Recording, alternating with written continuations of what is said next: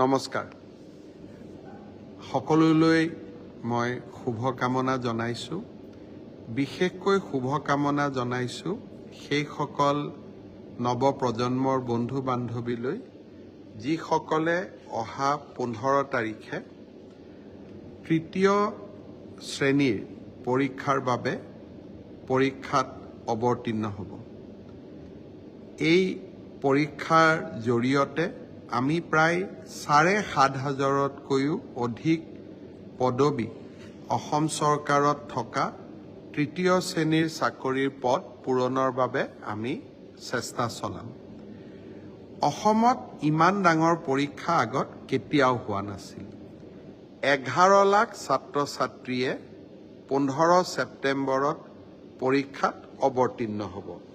মই অলপ আগতে লিষ্টখন চাইছিলোঁ